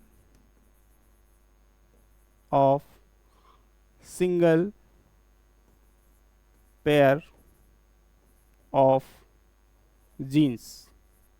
ठीक है, इसमें देखेंगे केवल सिंगल पेयर ऑफ जीन्स जो हैं वो ये पेरेंट्स के इन्वॉल्व होंगे। जैसे कि अब ले लेते हैं कि सिंगल पेयर ऑफ जीन्स क्या हो सकता है? टॉल क्रॉस्ड विथ किससे क्रॉस करा देंगे? डॉर्फ से क्रॉस करा देंगे। ठीक है, टॉल और डॉर्फ का जब क्रॉस करा देंगे उसको बोलेंगे मोनो हाइब्रिड क्रॉस। अब मोनो हाइब्रिड क्रॉस के कुछ एग्जाम्पल्स ले लेते हैं। क्या ले लेते हैं? एग्जाम्पल्स की बात करेंगे तो यहाँ पर लॉ ऑफ डोमिनेंस आ जाता है। ठीक, दूसरा एग्जाम्पल अगर बात करेंगे तो लॉ ऑफ सेग्रीगेशन, ये भी जो है यहाँ पर आ जाता है एग्जाम्पल में। तो मोनो हाइब्रिड क्रॉस समझ गए होंगे। अब इसके आगे देखते हैं क्या होता है। Based on monohybrid cross Mendel propose two general characters. ठीक है, two general characters means two laws. कितने लॉज दिए इन्होंने? दो लॉज दिए। लॉ ऑफ डोमिनेंस दिया। अब लॉ ऑफ डोमिनेंस क्या है? It is example of mono hybrid cross. लिखने की कोई ज़रूरत नहीं है, इसको बस समझ लेते हैं। कैसा क्रॉस है? मोनो हाइब्रिड क्रॉस का एग्जाम्पल्स है। इसमें क्या करते हैं कि टॉल प्लांट को लेते हैं और डॉर्फ प्लांट को लेते हैं। ठीक है, टॉल जो है वो क्या है? होमोजाइगस टॉल प्लांट लिया जाएगा यहाँ पर और हेट्रोजाइगस टॉल प्लांट लिया जाएगा। ठीक है, एक चीज़ छूट गई थी कि हेट्रोजाइगस क्या होता है और होमोजाइगस क्या होता है। चलिए बच्चों यहाँ पर थोड़ा सा हेट्रोजाइगस और होमोजाइगस बता देते हैं क्या होता है। ठीक, बेसिक टर्मिनोलॉजी में क्या छूट गया था? हेट्रोजाइगस को बताना छूट गया था। हेट्रोजाइगस क्या है और होमोजाइगस क्या है। चलिए, तो हेट्रोजाइगस में क्या होता है? ये यहाँ पर डिफरेंट कॉपीज ऑफ एलील्स होती हैं। क्या होती हैं? डिफरेंट कॉपीज ऑफ एलील्स होती हैं। होमोजाइगस की बात करेंगे तो सेम टाइप के क्या होते हैं? सेम टाइप यानी सेम कॉपीज ऑफ एलील्स होती हैं। या फिर इसी को रेसेसिव में भी दिखा सकते हैं। रेसेसिव भी होमोजाइगस होता है और जो है वो डोमिनेंट भी होमोजाइगस हो सकता है। ठीक है बच्चों, चलिए अब हम देख लेते हैं इसको। थोड़ा सा इरेज कर देते हैं, ये चीज़ इसको बताना रह गया था। चलिए लॉ ऑफ डोमिनेंस की बात करते हैं। तो लॉ ऑफ डोमिनेंस में हम यहाँ पर देखेंगे कि दो पेरेंट्स लेंगे। ठीक है, टू पेरेंट्स, उनको जो है यहाँ पर उनके बीच जो है क्रॉस कराया जाएगा। क्या देखा जाएगा? केवल सिंगल करेक्टर्स देखा जाएगा, सिंगल करेक्टर ऑफ जीन्स देखा जाएगा। पिछली स्लाइड में हमने क्या लिखा था यहाँ पे? तो यहाँ पर लिखा था सिंगल पेयर ऑफ जीन्स। यहाँ पर देखेंगे 2 पेरेंट्स, उनका जो है सिंगल करेक्टर्स, यहाँ पर क्या देखा जाएगा? Single character. पेयर की जगह क्या लिख लेंगे बच्चे? सिंगल करेक्टर लिखा जाए। ठीक, चलिए कोई बात नहीं, आगे बढ़ते हैं। सिंगल करेक्टर देखने वाले हैं। चलिए अब मान लेते हैं कि पेरेंट्स जो है हमारे वो क्या हैं? होमोजाइगस, होमोजाइगस टॉल हैं। क्या है? Homozygous tall. इनका क्रॉस करा रहे हैं किससे? होमोजाइगस रेसेसिव से करा रहे हैं। किससे करा रहे हैं? होमोजाइगस रेसेसिव से करा रहे हैं। क्रॉस कराते हैं यहाँ पर क्या है? ये है सेक्सुअल रिप्रोडक्शन। पहले जो फर्स्ट स्लाइड में बताया गया था वेरिएशंस कैसे आते हैं, degree of variations due to sexual reproduction. किसकी वजह से आते हैं? Sexual reproduction. एनवायरमेंटल इफेक्ट से भी आते हैं, म्यूटेशन से भी आते हैं। लेकिन म्यूटेशन एनवायरमेंटल इफेक्ट के बारे में किसको नॉलेज नहीं थी? नॉलेज नहीं थी मेंडल्स भाई साहब को। तो यहाँ पर हम अभी ये चीज़ नहीं पढ़ने वाले हैं, ओनली सेक्सुअल रिप्रोडक्शन मेथड पढ़ने वाले हैं, जिसकी वजह से डिग्री ऑफ वेरिएशंस आता है। इतना समझ लीजिए बच्चों। अब बात करते हैं कि होमोजाइगस, तो यहाँ पर किसी को एक को क्या बना देना पड़ेगा? एक को बना देते हैं यहाँ पर मेल और एक को फीमेल, फिर कराते हैं रिप्रोडक्शन। ठीक, चलिए मेल के लिए सिंबल ले लेते हैं बच्चों, सिंबल। तो मेल के लिए क्या सिंबल? टॉयलेट में भी देखा होगा इस टाइप का होता है। ठीक है, अब फीमेल के लिए ऐसा सिंबल होता है, समझ में आया? कहीं कहीं पे ही सी लिखा होता है, कहीं पे ऐसे सिंबल बना होता है। तो ये सिंबल हो गया मेल के लिए और फीमेल के लिए। ये क्या है? पेरेंट्स। अब देखते हैं इनका जो करेक्टर्स है, सिंगल करेक्टर। तो टॉल वाला है, टॉल के लिए क्या लिया गया है? गैमीट कैसे हैं? Capital T, capital T. इसके लिए कैसे हैं? इसके लिए हैं स्मॉल टी और स्मॉल टी। कैसे हैं? Small T, small T. ठीक, बात करते हैं स्मॉल टी, स्मॉल टी की। ठीक, स्मॉल टी, स्मॉल टी, ये हो गया। अब इनके क्या निकालने हैं? गैमीट निकालने। क्या निकालने बच्चों? गैमीट निकालने। चलिए गैमीट निकाल लेते हैं। पेन का कलर चेंज करते हैं, गैमीट निकालते हैं। तो यहाँ पर कैसा गैमीट निकलेगा? Capital T, capital T. ये क्या है? गैमीट है। ठीक, यहाँ पर मैं लिख देता हूँ आपके लिए गैमीट। यहाँ पर क्या लिख देता हूँ? पेरेंट। पेरेंट के लिए हमने क्या लिखा है? पी। गैमीट के लिए क्या लिखा है? जी। चलिए बच्चों यहाँ पर भी गैमीट निकालेंगे। कैसा निकलेगा? स्मॉल टी, यहाँ पर भी स्मॉल टी। ये निकल कर आ गए गैमीट। अब इसके बाद एक साइंटिस्ट हैं, वो हैं पुन्नेट भाई साहब। पुन्नेट भाई साहब एक साइंटिस्ट हैं। उन्होंने क्या बोला कि यहाँ पर हम आपको बता देते हैं मेंडल्स ने कैसे रिप्रेजेंट किया था और फिर बताते हैं। ये है कैपिटल टी। ठीक, तो मेंडल ने ऐसे ही क्या किया था? गैमीट लिए कैपिटल टी और ऐसे क्रॉस करा दिया। बोला कि ऐसे क्रॉस कराएंगे तो कैपिटल टी, स्मॉल टी एक आएगा। यहाँ पर क्रॉस कराएंगे तो कैपिटल टी, स्मॉल टी आएगा। अगर इसका क्रॉस इससे जाके करा देंगे तब भी क्या आएगा? कैपिटल टी, स्मॉल टी आएगा। और इसका क्रॉस जाके इससे करा देंगे तब भी क्या आएगा? Capital T, small T. तो यहाँ पर देखा कि जो जीनोटाइप है कैपिटल टी, स्मॉल टी, ये सभी में सेम है। फिनोटाइप क्या है? ये होते हैं हेट्रोजाइगस टॉल। कैसे होते हैं? सब के सब यहाँ पर हेट्रोजाइगस टॉल हैं। बच्चों ये सारे के सारे कैसे हैं? हेट्रोजाइगस टॉल हैं। ठीक है, हेट्रोजाइगस टॉल। अब ये जनरेशन कैसी जनरेशन आई? तो इन्होंने बोला ये जो जनरेशन है वो F1 जनरेशन है। कैसी जनरेशन है? F1 generation. ठीक है बच्चों, F1 जनरेशन हो गई। इन्होंने कहा कि ये जो प्रोजनी है ये क्या है? ये है प्रोजनी या फिर ऑफ स्प्रिंग। क्या है? प्रोजनी या फिर ऑफ स्प्रिंग। ये बच्चे सब के सब कैसे हैं? हेट्रोजाइगस टॉल हैं। कैसे हैं? हेट्रोजाइगस टॉल हैं। चलिए जो साइंटिस्ट जिनकी बात की गई थी कि यहाँ पर इसको स्क्वायर चार्ट में रिप्रेजेंट करने का एक तरीका बताकर चले गए और भाई उनका नाम हो गया। अब वो हमेशा के लिए क्या हो गए? अमर हो गए। ठीक बच्चों, क्या बात करेंगे? कि उन्होंने कैसे इसको बनाने का तरीका बताया। तो ये तरीका बताया कि यहाँ पर पुन्नेट स्क्वायर चार्ट बनाते हैं। बच्चों क्या बनाते हैं? पुन्नेट स्क्वायर चार्ट। चलिए बना लेते हैं, उनके तरीके को देख लेते हैं कैसे उन्होंने बनाया था।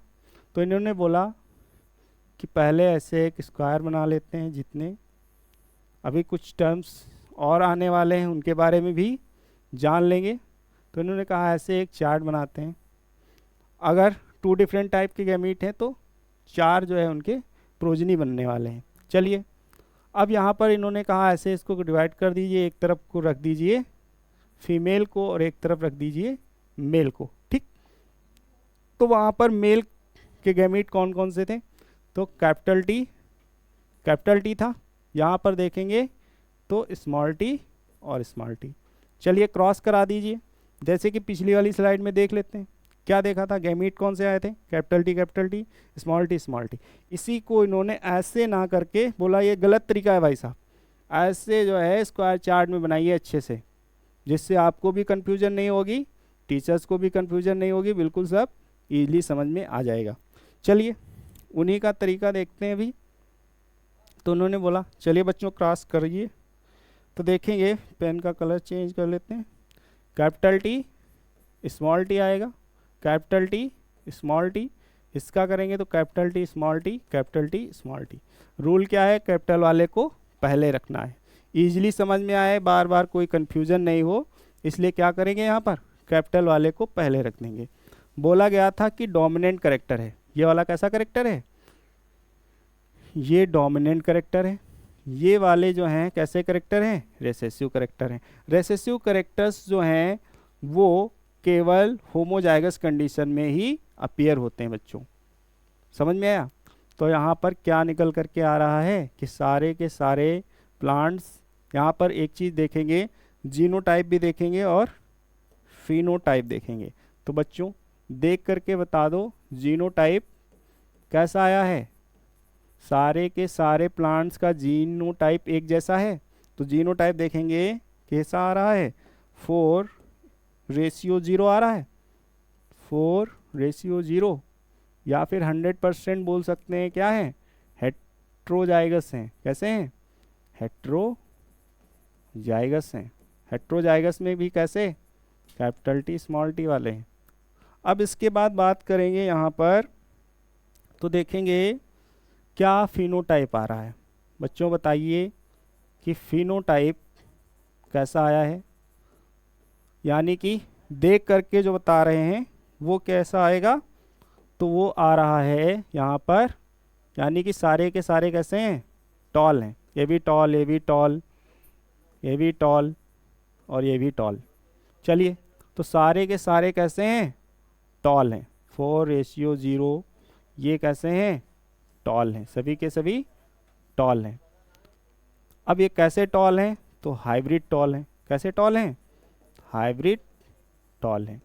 चलिए कुछ पॉइंट्स यहाँ पर निकल कर के आए हैं, उनको यहाँ पर मेंशन कर देते हैं कि इस लॉ में क्या क्या हुआ है। तो यहाँ पर फर्स्ट की dominants characters appears in F1 generation. First point क्या निकल कर के आ रहा है? Dominant characters appears in F1 generation. जैसा कि बच्चों यहाँ पर F1 जनरेशन की बात बार बार की जा रही है, इसका फुल फॉर्म अगर देखें तो फर्स्ट जनरेशन भी बोलते हैं, वैसे इसको बोला जाता है फीलियल जनरेशन। क्या बोलते हैं? फीलियल जनरेशन, या फिर बोल सकते हैं और फर्स्ट जनरेशन। ठीक, फर्स्ट जनरेशन बोले या फिर फीलियल जनरेशन बोले, एक ही चीज़ है। अब बात करते हैं सेकेंड पॉइंट की। तो सेकेंड पॉइंट यहाँ पर क्या है कि डोमिनेंट का characters appears in F1 generation first हो गया। तो कह सकते हैं डोमिनेंट करेक्टर्स जो है हाइड द रेसेसिव करेक्टर्स, या फिर कवर्स द रेसेसिव करेक्टर्स। चलिए ठीक है, लिख लेते हैं पॉइंट यहाँ पर। क्या कर रहा है कि डोमिनेंट यहाँ पर ये लिखा हुआ है, चलिए इसको नहीं लिखते हैं। डोमिनेंट करेक्टर हाइड और cover the recessive character in F1 generation. यहाँ पर ये हो गया। अगला बात करेंगे तो देखेंगे थर्ड पॉइंट की। तो थर्ड पॉइंट यहाँ पर क्या निकल कर के आया है कि genotype and phenotype are same. Genotype and phenotype are same, दोनों क्या है यहाँ पर, सेम है। हाँ ठीक, जीनोटाइप और फिनोटाइप एक तरीके का ही यहाँ पर आ रहा है। ठीक, अब बात करते हैं यहाँ पर अगले पॉइंट की। तो यहाँ पर देख लिया, करेक्टर्स देख लिया, स्टेम की हाइट, टॉल और डॉर्फ कंट्रास्टिंग करेक्टर हैं। टॉल यहाँ पर क्या है, डोमिनेंट है। डॉर्फ क्या है, रेसेसिव है। फ्लावर का कलर वाइट डोमिनेंट है, वायलेट डोमिनेंट है और वाइट रेसेसिव है। फ्लावर की पोजीशन एक्सियल, टर्मिनल। ठीक, इन्फ्लेटेड और कॉन्स्ट्रिक्टेड। पॉट का कलर ग्रीन और येलो। सीड का शेप राउंड और रिंकल्ड। सीड का कलर येलो और ग्रीन। बच्चों अब उसी को थोड़ा सा यहाँ पर इस पिक से समझते हैं। एनसीईआरटी का फिगर है 4.3 diagrammatic representation of monohybrid cross. Monohybrid cross का यहाँ पर जो एग्जांपल है, डोमिनेंस लॉ दिया गया है। जैसे कि ये टॉल प्लांट है, ये डॉर्फ प्लांट है, इसके बीच अगर क्रॉस कराते हैं तो F1 जनरेशन में सारे के सारे प्लांट कैसे आ रहे हैं, टॉल। ठीक, कैसे आ रहे हैं, टॉल आ रहे हैं। अब ये टॉल यहाँ पर दिखाया गया, 4 टॉल आते हैं, एक ये वाला टॉल, एक और अगर इन tall capital T small t और कैपिटल टी स्मॉल टी, ये थी कौन सी जनरेशन हमारी, F1 जनरेशन थी। कैसी जनरेशन थी, F1 जनरेशन। अब बात करते हैं F1 जनरेशन में यहाँ पे सेल्फिंग करा दी गई है। क्या करा दिया गया है, सेल्फिंग। यही जो सेल्फिंग है, जब सेल्फिंग कराते हैं तो फिर कौन सी जनरेशन आती है, F2 जनरेशन। कौन सी जनरेशन आती है, F2 जनरेशन आती है। F2 जनरेशन, अब ये जो सेल्फिंग हुई, ये F2 जनरेशन आया, एक नया लॉ आ गया। इस लॉ को बोलते हैं लॉ ऑफ सेग्रीगेशन। क्या बोला गया इस लॉ को, लॉ ऑफ सेग्रीगेशन। तो मेंडल्स भाई साहब ने 2 लॉ दिए थे मोनोहाइब्रिड क्रॉस के बेस पर। एक दिया था, एक क्रॉस दिया था हमारा, ठीक है, जो था लॉ ऑफ डोमिनेंस। दूसरे क्रॉस की बात करेंगे तो लॉ ऑफ सेग्रीगेशन। चलिए उसको भी देख लेते हैं। बहुत बड़ा चैप्टर है, आपसे बहुत सारी बातें करनी है, लेकिन क्या है यहाँ पर टाइम बहुत ज़्यादा टाइम टेकन चैप्टर है। चलिए आगे बात होती रहेगी, क्योंकि फर्स्ट लेक्चर है तो पहली बार जो है आप लोगों से, आप जैसे जैसे जुड़ते जाएंगे बातें होती जाएंगी, आपके डाउट्स क्लियर करते जाएंगे। ठीक है, चलिए बात करते हैं आगे। तो अब बात करते हैं, इनकम्प्लीट डोमिनेंस आ गया है, लेकिन वहाँ पर अभी एक हमारा जो है एक लॉस छूट गया है, उसको बताना है। कभी कभी क्या होता है, लॉ ऑफ डोमिनेंस में ही इन दोनों को कवर कर दिया जाता है, F1 F2 जनरेशन को। हम आपको लॉ ऑफ सेग्रीगेशन बता देते हैं। क्या बता रहे हैं, लॉ ऑफ सेग्रीगेशन। तो सेकंड लॉ है मेंडल का, उसको समझ लेते हैं, लॉ ऑफ सेग्रीगेशन। ठीक है, लॉ ऑफ सेग्रीगेशन क्या है बच्चों, लॉ ऑफ सेग्रीगेशन की बात करेंगे तो इसमें क्या होता है कि जब क्या होता है, सेक्सुअल रिप्रोडक्शन होता है, गैमीट की फार्मेशन होती है। तो गैमीट की फार्मेशन के टाइम जो होता है, जैसे कि होमोलॉगस पेयर पे बताया था कि क्या होते हैं, एलीज प्रेजेंट होते हैं। तो एलीज जो हैं वो सेपरेट हो जाते हैं विदाउट ब्लेंडिंग, बिना ब्लेंड किए, बिना मिक्सअप हुए कोई भी करेक्टर्स इधर से उधर, कोई भी एलील्स क्या होता है कि सेपरेट हो जाते हैं। ठीक, यही है law of segregation. During gamete formation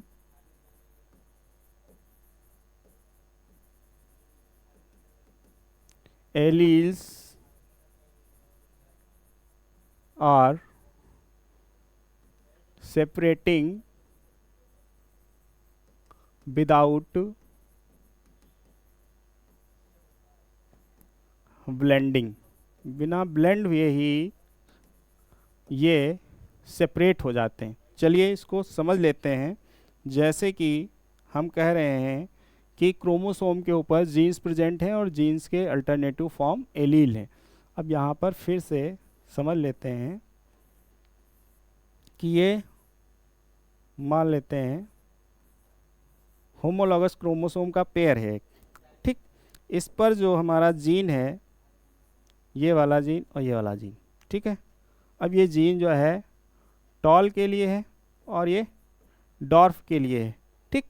अब ये जब सेपरेट होंगे दोनों, क्या होंगे, सेपरेट होंगे अलग अलग, तो हम बोल रहे हैं यहाँ पर कि एक जो है टॉल वाला ये अलग हो जाएगा और एक डॉर्फ वाला ये सेपरेट हो जाएगा। समझ में आया? अब ये जब फॉर्म करेंगे यहाँ पर जाइगोट बनाएंगे तो ये सेग्रीगेट हो जाएंगे। क्या हो जाएंगे? सेग्रीगेट हो जाएंगे, अलग हो जाएंगे। तो मेंडल्स ने ये लॉ दिया था और प्रूव किया था कि जो यहाँ पर देखेंगे कैपिटल टी वाला स्मॉल टी वाला, ये आपस में ब्लेंड नहीं करते हैं। कैपिटल टी स्मॉल टी बना था F1 जनरेशन में, जब इनमें गैमीट फार्मेशन हुई तो एक कैपिटल टी का बन गया और एक स्मॉल टी का बन गया। ये कैपिटल टी स्मॉल टी एक में मिक्स नहीं हुई है बच्चों, तो इसी को बोलते हैं सेपरेशन ऑफ गैमीट, ठीक है। और बाद में F2 जनरेशन में सेग्रीगेट होकर क्या बनाएंगे, जायगोट का फार्मेशन करेंगे। वही जायगोट हमारा क्या बनेगा, एम्ब्रियो, और फिर प्लांट बनेगा बच्चों, ठीक। ये जो है आप समझ गए हैं, ठीक। तो ये यहाँ पर कोई ब्लेंडिंग नहीं होती है, ये यूनिवर्सल लॉ है। कैसा लॉ है? Universal law without any exception, ठीक। कोई यहाँ पर एक्सेप्शन नहीं है इस लॉ का, यूनिवर्सल प्रूव है। सारे साइंटिस्ट हर जगह ये माना जाता है। जब भी गैमीट फॉर्मेशन होता है तो ये हमेशा एलील्स जो हैं वो अलग अलग हो जाते हैं, ठीक। चलिए, अब इसी लॉ का दूसरा नाम है, क्या नाम है? Law of segregation. Law of segregation का दूसरा नाम है, इसको और भी दूसरे नाम से बोलते हैं, और law of purity of gametes.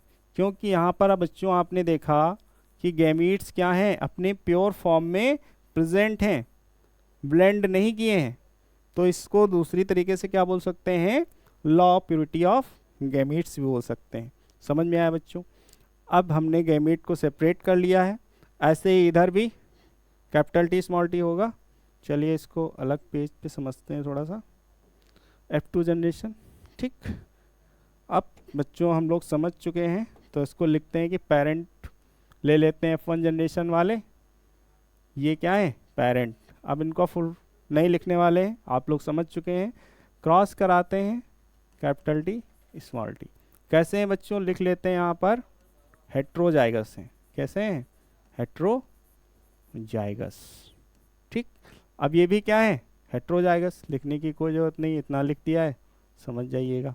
ये पेरेंट्स हैं। चलिए इनके जो है क्या निकाल लेते हैं, यहाँ पर गैमीट निकाल लेते हैं, क्योंकि सेपरेट हो जाते हैं। कैपिटल टी एक गैमीट निकला, स्मॉल टी एक गैमीट निकला। यहाँ पर भी गैमीट निकाल लेते हैं, कैपिटल टी और एक स्मॉल टी। इनको यहाँ पर क्या लिख लेते हैं? गैमीट। चलिए पुन्नेट सर को याद करते हैं और उनका चार्ट बना लेते हैं। क्या बना लेते हैं?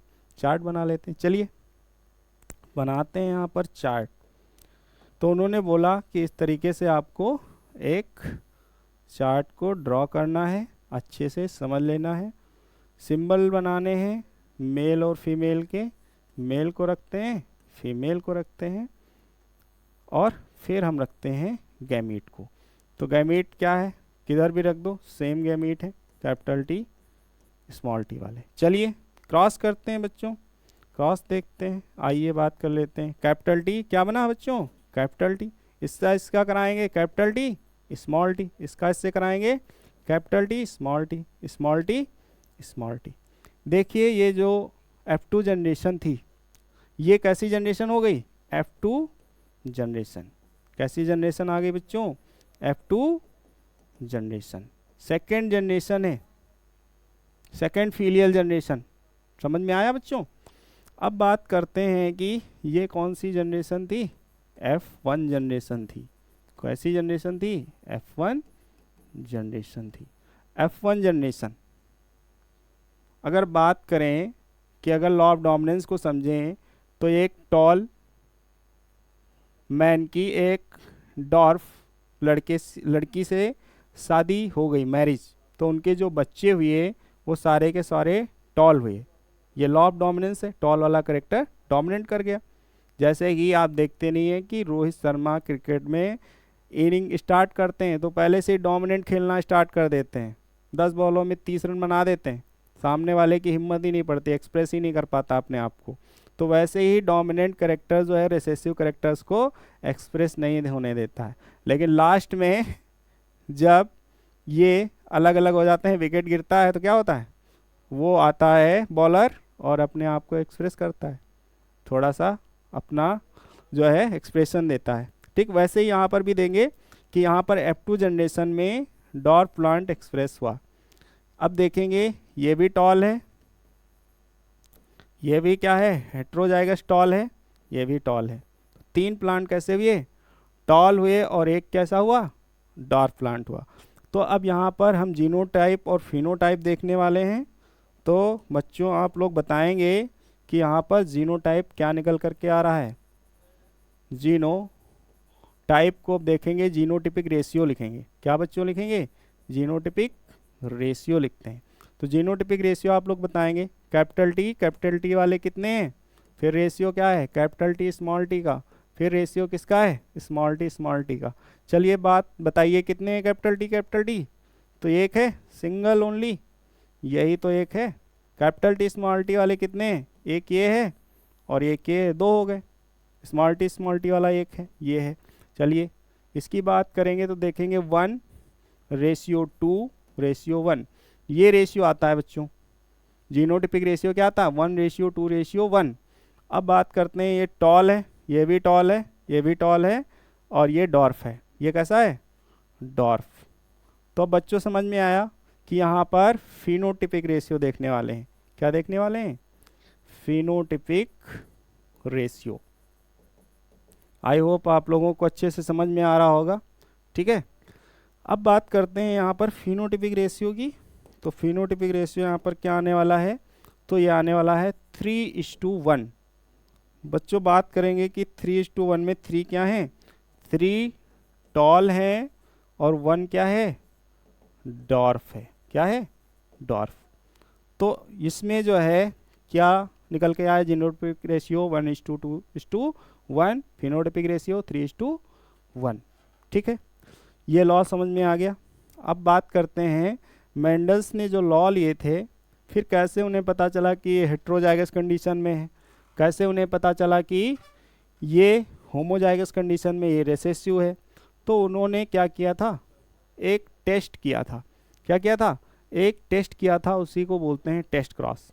टेस्ट क्रॉस इस कैसे करा था? तो उन्होंने F1 जनरेशन में जो प्लांट आए थे उनको बैक जाके जो है क्रॉस किससे करा दिया था? बैक जाके इन्होंने क्रॉस करा दिया था डोमिनेंट से और रिसेसिव से, फिर वहाँ से निकल करके आए 2 लॉज। तो अब इनका जो टेस्ट है उसी को बोलते हैं बैक क्रॉस। क्या पूछा जाता है बच्चों कि व्हाट इज बैक क्रॉस? तो इसकी बात करेंगे कि बैक क्रॉस क्या होता है। आप लोगों को अगर पता है बैक क्रॉस के बारे में, या अभी तक लॉ ऑफ डोमिनेंस और ये सब कुछ डाउट हो तो पूछ सकते हैं।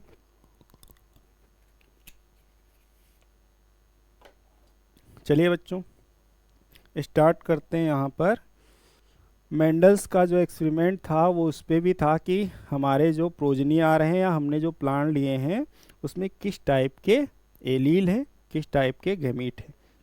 तो इसके लिए इन्होंने बैक जाके क्रॉस कराया था। किससे कराया था? पेरेंट से क्रॉस करा दिया था। प्रोजनी का क्रॉस किससे कराया था? वो कराया था पेरेंट से।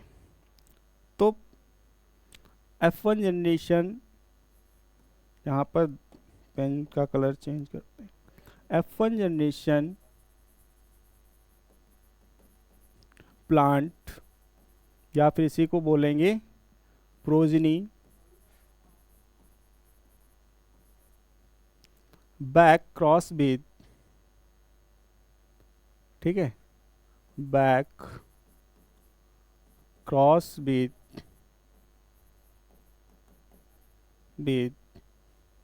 पेरेंट्स, पेरेंट्स के साथ में ये क्रॉस कराते हैं। अब पेरेंट्स कैसा भी हो बच्चों, पेरेंट्स कैसा भी हो, चाहे वो डोमिनेंट हो या फिर रेसेसिव हो, डोमिनेंट और रेसेसिव।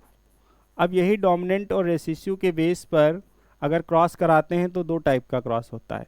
यानी कि F1 जनरेशन के प्लांट कैसे आए थे, प्रोजनी कैसे आए थे, capital T small t, capital T small t dominants के साथ अगर क्रॉस करा देंगे तो उसको क्या बोलेंगे, आउट क्रॉस बोलेंगे। क्या बोलेंगे, आउट क्रॉस। ठीक है, तो ये दो टाइप का यहाँ पे क्रॉस पढ़ने वाले हैं, आउट क्रॉस। ठीक, अगर हम इसी को क्या करा देते हैं, रेसेसिव है ये, स्मॉल टी इन्हीं को क्रॉस करा देते हैं ऐसे। ठीक है, रुक जाइए एक मिनट, कैपिटल टी नहीं है, करा उसके साथ भी सकते हैं, लेकिन यहाँ पर क्या देखने वाले हैं कि स्मॉल टी होना चाहिए। क्या होना चाहिए, स्मॉल टी। इसके साथ में क्रॉस कराएंगे तो ऐसे क्रॉस को क्या बोलेंगे, इसको बोलेंगे टेस्ट क्रॉस। क्या बोलेंगे, टेस्ट क्रॉस। दो टाइप का क्रॉस है बैक क्रॉस, एक आउट क्रॉस है और एक टेस्ट क्रॉस। तो इसको बी मान लेते हैं। चलिए अब इसको एक एक करके समझते हैं। इसमें भी जीनोटिपिक और फिनोटिपिक रेशियो बताना पड़ता है बच्चों। वही पुन्नेट स्क्वायर चार्ट बना लीजिए, इसका गैमेट निकाल लीजिए, चेंज करिए कलर। ठीक, कैपिटल टी एक गैमेट ये आया, स्मॉल टी एक गैमेट ये आया। बात करेंगे यहाँ पर तो कैपिटल टी और कैपिटल टी ये क्या है, गैमीट है। इनकी बात करेंगे तो ये क्या है, पेरेंट है। चलिए पुन्नेट स्क्वायर चार्ट बना लेते हैं।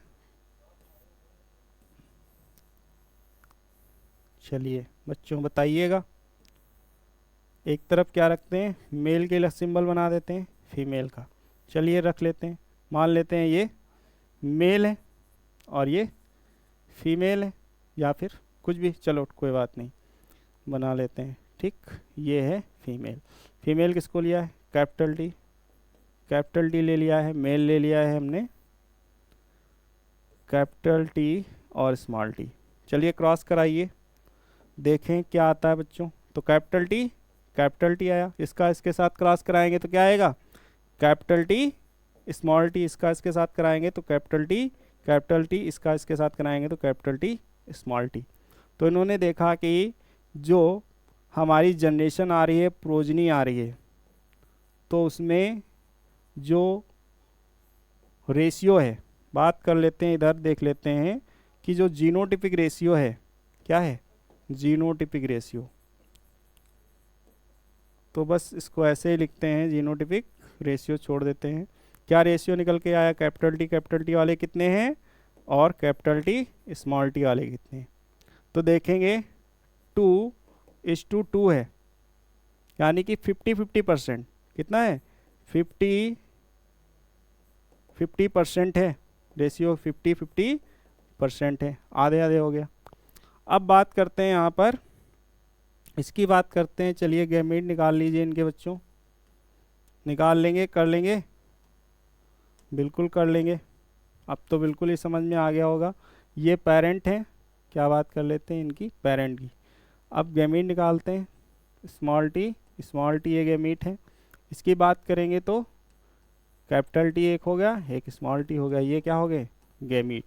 बनाइए इसका पुन्नेट स्क्वायर चार्ट बनाइए। चलिए इसको रखते हैं इसमें, पुन्नेट स्क्वायर चार्ट में। आइए सिंबल बना लीजिए बच्चों। तो ये मेल के लिए हो गया और ये फीमेल के लिए।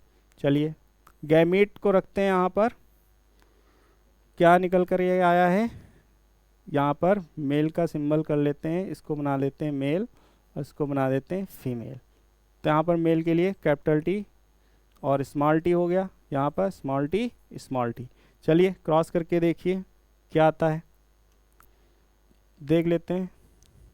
कैपिटल टी स्मॉल टी, यहाँ पर small t capital T small T small T small T. इन्होंने कहा कि बैक जाके अगर हम क्रॉस करते हैं तो देखते हैं कि यहाँ पर कैसे प्लांट्स आ रहे हैं, 2 हेट्रोजाइगस आ रहे हैं। देखिए अब जीनोटाइप और फिनोटाइप भी देख लेते हैं साथ ही साथ में। बात करते हैं जीनोटाइप। जीनोटिपिक रेशियो देखेंगे तो देखेंगे कितने हैं कैपिटल टी स्मॉल टी वाले रेशियो देखेंगे, स्मॉल टी। तो बात करेंगे कितने, 1 2 2 है, 1 2, ठीक रेशियो आएगा ये। यहाँ पर भी 50-50%। इन्होंने बोला कि ये वाले प्लांट्स जो हैं वो हेट्रोजाइगस कंडीशन में इसलिए हैं, यहाँ पर एक एलील इनका जो है कैपिटल टी है, एक स्मॉल टी है। वो इसलिए है क्योंकि अगर हम बैक जाके क्रॉस करा देते हैं किसके साथ, होमोजाइगस डॉर्फ प्लांट के साथ कराते हैं, तो देखते हैं कि यहाँ पर इसके साथ क्रॉस कराने से हमारे पास 2 कैसे आते हैं, डॉर्फ प्लांट आते हैं। अगर ये हेट्रोजाइगस कंडीशन में नहीं होता, होमोजाइगस कंडीशन में होता, तो ये सारे के सारे यहाँ पर टॉल प्लांट आने वाले थे। ये डॉर्फ प्लांट आए हैं, इसी वजह से ये कैसा है, ये हमारा यहाँ पर ये हेट्रोजाइगस टॉल प्लांट है। तो इन्होंने प्रूव कर दिया बैक जाके कि इन्होंने जो भी एक्सपेरिमेंट किए उनको विथ प्रूफ के साथ, मेंडल भाई साहब ने विथ प्रूफ के साथ ही इन्होंने 3 लॉज दिए हैं। इसीलिए इन तीनों लॉज को आज तक कोई भी काट नहीं सका है साइंटिस्ट। समझ में आया? ये तीनों लॉज जो हैं यूनिवर्सल हैं, अभी तक फंक्शनिंग है, अभी तक ऐसे ही एज वेल एज चलते आ रहे हैं, ऐसे ही चलते जाएंगे। और हमारे मेंडल साहब को बार बार आप सबको पढ़ना पड़ेगा और ये एग्ज़ाम में बार बार दिखने वाले हैं। समझ में आया बच्चों? तो आई होप इतना सब कुछ समझ में आ गया होगा। अब हम मोनोहाइब्रिड क्रॉस को अच्छे से पढ़ चुके हैं। अब इसके बाद मोनोहाइब्रिड क्रॉस के कुछ और एग्जांपल्स यहाँ पर हम देखने वाले हैं। चलिए, जो है यहाँ पर 2 लॉज हैं मोनोहाइब्रिड क्रॉस के, उनमें से एक को आज ही देख लेते हैं, इनकम्प्लीट डोमिनेंस। बहुत ही इजी है। अब देखेंगे कि बताया गया था कि 3 साइंटिस्ट आए थे, तो उसमें से एक साइंटिस्ट कार्ल कोरेंस थे। उन्होंने मेंडल्स के लॉ ऑफ डोमिनेंस के रूल्स को जो है फॉलो किया और एक्सपेरिमेंट किया। इन्होंने मिराबिलिस जलापा पे किया। ठीक है, एक प्लांट लिया उन्होंने मिराबिलिस जलापा, उस या फिर स्नैपड्रैगन भी बोल सकते हैं, किसी को एक को ले लेते हैं। चलिए, नेक्स्ट हमारी जो स्लाइड थी इनकम्प्लीट डोमिनेंस, ये भी किसका एग्जाम्पल है? ये एग्जाम्पल है मोनोहाइब्रिड क्रॉस का। केवल यहाँ पर सिंगल कैरेक्टर्स को देखा गया है, मोनोहाइब्रिड क्रॉस। ठीक, मोनोहाइब्रिड क्रॉस है, इनकम्प्लीट डोमिनेंस है। इनकम्प्लीट डोमिनेंस किसने दिया था? तो गिवन बाय कार्ल कोरेंस ने दिया था लॉ। अब इन्होंने किस प्लांट को लिया था? तो उस प्लांट का नाम है, कोई भी एक प्लांट ले सकते हैं, नाम उसका लिख सकते हैं। ठीक, तो यहाँ पर हम ले लेते हैं मिराबिलिस जलापा ले लेते हैं। ठीक, इस पे वर्क किया। तो ये एक फ्लावरिंग प्लांट है। कैसा प्लांट है? फ्लावरिंग प्लांट है। तो यही फ्लावर के कलर्स को इन्होंने लिया था, यानी कि सिंगल कैरेक्टर को क्रॉस कराते हैं बच्चों। तो वो सिंगल कैरेक्टर कौन सा है? तो वो है कलर ऑफ फ्लावर। फ्लावर के कलर को इन्होंने लिया था। ठीक बच्चों, तो अब फ्लावर का कलर लिया तो इन्होंने 2 टाइप के प्लांट ले लिए और उनके बीच क्रॉस करा के देखा। ठीक, तो इन्होंने अब पेरेंट के लिए P लिखेंगे। ठीक है, समझ में आया बच्चों? तो इन्होंने वैसे ही बोला कि हम एक ले लेते हैं रेड फ्लावर वाला प्लांट लेते हैं और उसको क्रॉस करा देते हैं वाइट फ्लावर। तो इन्होंने क्या देखा कि जो रेड वाला है वो डोमिनेंट है। क्या है? वो डोमिनेंट है। वाइट वाले से क्रॉस कराएंगे, सारे के सारे F1 जनरेशन में कैसे आएंगे? रेड आएंगे। लेकिन ऐसा नहीं हुआ। तो बच्चों इसको समझने से पहले इनके गैमीट बना लेते हैं। रेड के लिए क्या ले लेते हैं बच्चों, आर ले, ठीक। वाइट के लिए क्या ले लेते हैं, सिंगल करेक्टर है तो उसको डब्लू ले लेते हैं, या फिर स्मॉल आर भी ले सकते हैं। चलिए समझने के लिए वाइट को सिंबल से ले लेते हैं, डब्लू ले लेते हैं बच्चों, ठीक है, समझ में आएगा अच्छे से, इसलिए डब्लू ले लेते हैं। चलिए बच्चों इनके गैमीट निकालिए, क्या निकल कर आएगा, आर आर, ये क्या हो गए, गैमीट हो गए। यहाँ क्या निकल कर के आएगा, डब्लू और डब्लू, ठीक। चलिए पुन्नेट स्क्वायर चार्ट इतने में ही बन जाएगा, बना लेते हैं। अब पुन्नेट स्क्वायर चार्ट बनाते हैं। चलिए इधर ले लेते हैं थोड़ा सा साइज बड़ा करने के लिए। तो एक तरफ मेल और एक तरफ फीमेल, इसको बना देते हैं मेल, इसको बना देते हैं फीमेल। चलिए अपने हाथ का काम है। चलिए male capital R R, W W. तो अब बच्चों करिए क्रॉस, देखिए क्या आने वाला है। तो यहाँ पर देखेंगे आर डब्लू आने वाला है, R W. Law of dominance सोच रहे थे कॉलकोरेंस साइंटिस्ट कि यही आने वाला है, लेकिन इन्होंने F1 जनरेशन में देखा कि F1 जनरेशन में कैसे प्लांट आ गए। ये कौन सी जनरेशन है, F1 जनरेशन है। तो इन्होंने देखा F1 जनरेशन में all pink plant, all pink, pink flower plant आ गए, ऑल पिंक। ना रेड हुए और ना ही क्या हुए, ना ही वाइट हुए, एक अलग कलर बना दिया, इंटरमिक्सिंग कलर बना दिया। और वो कैसा कलर था, पिंक कलर के फ्लावर वाले प्लांट्स F1 जनरेशन में सारे के सारे आ गए। तो इन्होंने कहा जीनोटिपिक रेशियो फिनोटिपिक रेशियो तो सेम है यहाँ पर बच्चों, यहाँ पर हम शॉर्ट फॉर्म में लिखने वाले हैं जीनोटिपिक रेशियो फिनोटिपिक रेशियो। क्या आया है बच्चों बताइए। तो सारे के सारे जीनोटिपिक रेशियो RW वाले हैं, 4:0, 100%। फिनोटिपिक रेशियो कैसे हैं, ऑल पिंक हैं, सेम वही 4:0, 100%। तो इन्होंने बोला कि इस लॉ से क्या निकल कर के आ रहा है, तो इट स्टेट दैट कि dominant characters are not completely hide the recessive characters. समझ रहे हैं, कंप्लीटली हाइड नहीं किया है, इनकम्प्लीटली हाइड किया है बच्चों। तो इनकम्प्लीटली हाइड किया है तो नाम दे देते हैं इनकम्प्लीट डोमिनेंस। कंप्लीटली अगर डोमिनेंट करता तो हम उसको नाम देते complete dominance, law of dominance नाम देते। तो इन्होंने कहा कि मेंडल्स के लॉस जो है हर जगह जो है वो नहीं फॉलो होते हैं, समझ में आया। इसी की वजह से आजकल देख पा रहे हैं अलग अलग कलर के रोज के फ्लावर के प्लांट आ रहे हैं, पिंक आ रहा है, येलो आ रहा है, रेड आ रहा है। तो सारे के सारे टाइप्स के फ्लावर इंटरमिक्सिंग इनकम्प्लीट डोमिनेंस इसी के तरीके से बनाए जा रहे हैं, ठीक। यानी कि यहाँ पर क्या करा रहे हैं, आउट ब्रीडिंग करा रहे हैं। कैसा करा रहे हैं, आउट ब्रीडिंग करा करके अलग अलग टाइप के यहाँ पर फ्लावरिंग प्लांट्स बनाए जा रहे हैं। अलग अलग टाइप के यहाँ पर जो है देखेंगे। अभी क्या है, वेजिटेबल्स में भी क्या करते हैं, इनकम्प्लीट डोमिनेंस आ गया है, वहाँ पर भी सब्जियों के कलर चेंज कर देते हैं। तो बहुत ज़्यादा जेनेटिक्स का यहाँ पे देखेंगे कि एग्रीकल्चर मेडिसिनल हर जगह फील्ड में जो है इसका यूज हो रहा है। वो आगे पढ़ने वाले हैं, धीरे धीरे हर चीज़ को समझते जाएंगे और बहुत ही अच्छे से हम लोग समझेंगे, मज़ा आने वाला है। तो इन्होंने कहा चलिए ठीक है, ये तो हमने कर लिया F1 जनरेशन में, चलिए इसको आगे चल के F2 जनरेशन भी इसकी देखते हैं।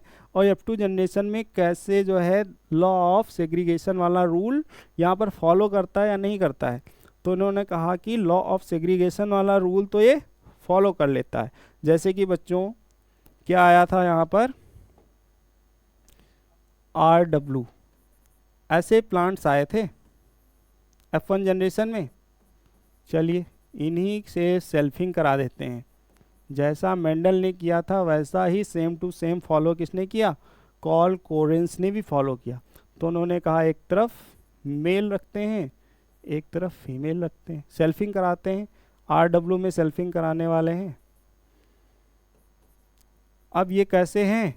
पिंक हैं, ठीक, ये भी पिंक ही लिखेंगे। ये क्या है? पेरेंट्स हैं, हेट्रोजाइगस हैं। कैसे हैं? हेट्रोजाइगस, बार बार नहीं लिखते हैं, यहाँ पर निकालते हैं गैमीट। R निकलेगा, W निकलेगा, यहाँ पर भी क्या? RW। ये क्या है? गैमीट है। क्या है? गैमीट। चलिए बच्चों, अब बात करते हैं, यहाँ पर पुन्नेट स्क्वायर चार्ट बनाते हैं और इस लॉ को समझ लेते हैं। चलिए, गैमीट निकल करके आ चुके हैं सामने, ये एक तरफ मेल एक तरफ फीमेल। चलिए, फीमेल के लिए भी सेम टू सेम है, फ़र्क नहीं पड़ने वाला, RW। चलिए क्रॉस कराते हैं, देखेंगे कैपिटल R RW, यहाँ पर क्या देखेंगे? RW और यहाँ पर WW। इन्होंने कहा जीनोटिपिक रेशियो में तो कोई भी डिफरेंस नहीं आता है, लेकिन फिनोटिपिक रेशियो यहाँ पर मेंडल्स के लॉ ऑफ सेग्रीगेशन को भी नहीं फॉलो करता है। चलिए आइए देख लेते हैं, शॉर्ट फॉर्म में ये लिखते चलेंगे। जीनोटिपिक रेशियो बताना है बच्चों, तो क्या आने वाला है? जीनोटिपिक रेशियो RR कितने हैं, रेशियो RW कितने हैं, रेशियो WW कितने हैं। चलिए बताइए बच्चों, कितने आ रहे हैं? RR एक ही तो है, सिंगल। RW कितने हैं? 1 2, WW 1, तो 1:2:1, ये रेशियो आ गया। अब बात करते हैं बच्चों यहाँ पर फिनोटिपिक रेशियो की। फिनोटिपिक रेशियो शॉर्ट फॉर्म में लिखेंगे। अब लिख लेते हैं क्या रेशियो आने वाला है, बात करते हैं, लिख लेते हैं फ्लावर। रेड, कितने रेड हैं, कितने पिंक हैं, और इसके साथ में कितने वाइट हैं। चलिए बच्चों बताइए, तो बात करेंगे देख के, तो ये कैसा है? ये रेड है। ये कैसा है? पिंक है, ठीक, ये भी पिंक है और ये वाइट। चलिए, रेड कितने हैं? 1, पिंक कितने हैं? 2 और 1। तो यहाँ पर देखेंगे, यहाँ पर लॉ ऑफ सेग्रीगेशन को भी मेंडल्स के रूल्स को फॉलो नहीं किया है इनकम्प्लीट डोमिनेंस ने। एक क्या है? रेड है, एक क्या है? पिंक है, और एक क्या है? वाइट है। तो समझ रहे हैं, जीनोटिपिक रेशियो और phenotypic ratio are same. In incomplete dominance की बात करेंगे तो genotypic ratio and phenotypic ratio are same. समझ में आया बच्चों? तो इनकम्प्लीट डोमिनेंस ये कहता है कि इस लॉ में जो हम क्रॉस कराते हैं, तो जो डोमिनेंट करेक्टर है completely not hide the recessive character. Intermixing देखने को मिलती है। क्या देखने को मिलती है? इंटरमिक्सिंग, और एक कलर बन के आ जाता है। आई होप इतना सब कुछ अच्छे से समझ में आ गया होगा। कल आपके लिए कोडोमिनेंस और डाईहाइब्रिड क्रॉस लेके आएंगे, और इसके बाद हम लोग क्या क्या पढ़ने वाले हैं वो आज आपको बता देते हैं। नेक्स्ट स्लाइड में हम लोग पढ़ेंगे explanation and concept of dominance. अगला क्या पढ़ेंगे? कोडोमिनेंस पढ़ेंगे, साथ में इसके बाद प्लियोट्रोपी पढ़ने वाले हैं, और इसके बाद मल्टीपल एलिज्म पढ़ने वाले हैं, और इसके बाद इनहेरिटेंस ऑफ 2 जीन पढ़ने वाले हैं। फिर लॉ ऑफ इंडिपेंडेंट असॉर्टमेंट पढ़ेंगे, फिर पढ़ेंगे क्रोमोसोमल थ्योरी ऑफ इनहेरिटेंस, और इसके बाद पढ़ेंगे Drosophila melanogaster were suitable for genetic studies, ये पढ़ेंगे। इसके बाद पढ़ेंगे लिंकेज एंड रिकॉम्बिनेशन, और इसके बाद पढ़ेंगे पॉलीजेनिक इनहेरिटेंस। इसके बाद क्या पढ़ेंगे? सेक्स डिटर्मिनेशन, और इसके बाद पढ़ेंगे म्यूटेशन, और इसके बाद हम पढ़ेंगे genetic disorder, Mendelian disorder, chromosomal disorder, और इसके बाद हम पढ़ेंगे पेडिग्री एनालिसिस, और ये हमारा चैप्टर एंड हो जाएगा। बच्चों, आप सबको बता दें कि ये जेनेटिक्स बहुत ही इम्पॉर्टेंट है, चाहे वो नीट के लिए हो या फिर एकेडमिक के लिए हो। आपको ध्यान से पढ़ना है, इस लेक्चर को पूरा देखना है, और कहीं पे कोई भी कंफ्यूजन हो तो आप कमेंट बॉक्स में मैसेज कर सकते हैं। तो बच्चों लगे रहिए, जैसे कि एक कोट के साथ शुरुआत किया था कि कोई भी पत्थर हो वो जब तराशा जाता है, चोट मार मार के तराशा जाता है, फिर वो भगवान की एक मूर्ति का आकार ले पाता है, वैसे ही बच्चों बहुत ज़्यादा स्ट्रगल करके, मेहनत करके जो है हम लोग सफलता को प्राप्त कर सकते हैं। आई होप आप लोग अपने नोट्स बनाते हुए चलेंगे और साथ में मज़े से पढ़ते चलेंगे। चलिए, तब तक के लिए जय हिंद, मिलते हैं कल नेक्स्ट लेक्चर में। Okay, thank you, have a nice day.